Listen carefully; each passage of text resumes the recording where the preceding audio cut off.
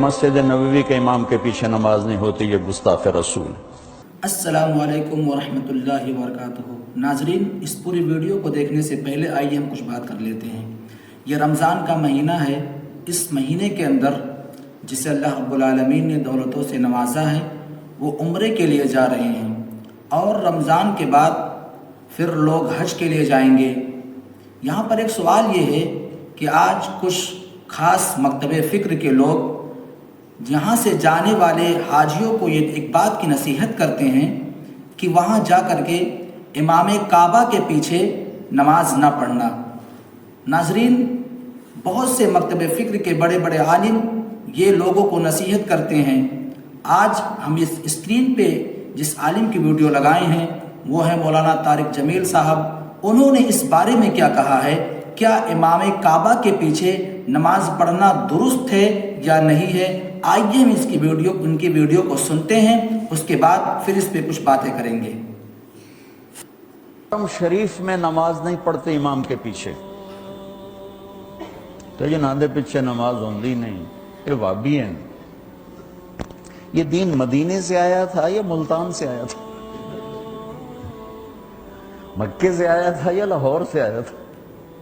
کیا ظلم و ستم ہے، وہ کس قدر جاہل۔ میں نے خود اپنے کانوں سے ایک کلپ سنا کہ مسجد نبوی کے امام کے پیچھے نماز نہیں ہوتی، یہ گستاخ رسول۔ میں نے اپنے کانوں سے سنا ہے، مفتی کا ٹائٹل لگا ہوا ہے۔ کیا میرا رب اتنا کمزور ہو گیا ہے؟ میں تو اپنی مسجد میں اپنے کسی مخالف کو کھڑا نہیں ہونے دیتا ہوں، تجھے تے کھلومڑ دو گے کسی؟ یہاں پہ انہوں نے ایک پوائنٹ کی بات یہ کہی ہے کہ مثال کے طور پر ہم اور آپ، کوئی بھی کسی بھی وہ مکتب فکر سے تعلق رکھنے والا ہو، کوئی بھی اپنے مسجد کے اندر کسی دوسرے مکتب فکر کے امام کو امامت کرنے نہیں دیتا ہے۔ یعنی ہم یہ راضی نہیں ہیں کہ ہمارے مسجد میں کوئی دوسرے مکتب فکر کا آ کر کے وہ امامت کرائے۔ یعنی کوئی اہل حدیث کسی بریلوی کو نہ کھڑے ہونے دیتا ہے، نہ کوئی بریلوی اہل حدیث کو کھڑا ہونے دیتا ہے اپنے مصلی پہ، نہ کوئی دیوبندی اسی طریقے سے بریلوی اور اہل حدیث کو کھڑے ہونے دیتا ہے۔ یہاں پر انہوں نے پوائنٹ کی ایک بات یہ کہا ہے کہ جب کوئی ہم دنیا کے اندر اپنے مسجد کے اندر کسی دوسرے امام کو نہیں کھڑا ہونے دیتے ہیں، تو پھر یہ بات کیسے ہو سکتا ہے کہ اللہ رب العالمین اپنے گھر کے اندر اپنے اور نبی کی گستاخ کو امام بنا دے؟ یہ ایک پوائنٹ کی بات ہے۔ آئیے ابھی اور آگے ان کی ویڈیو کو ہم سنتے ہیں۔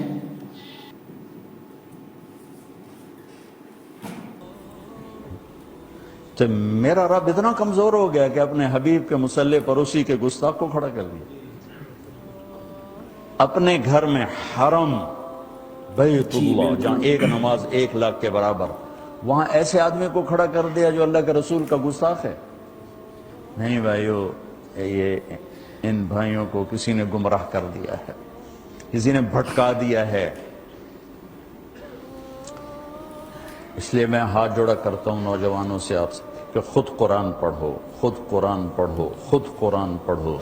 چونکہ ترجمے موجود ہیں، ہر زبان میں قرآن کا ترجمہ پڑھو تا صحیح، میرا رب کی آکھی جانا، کھول کے نہیں دیکھتے ہو۔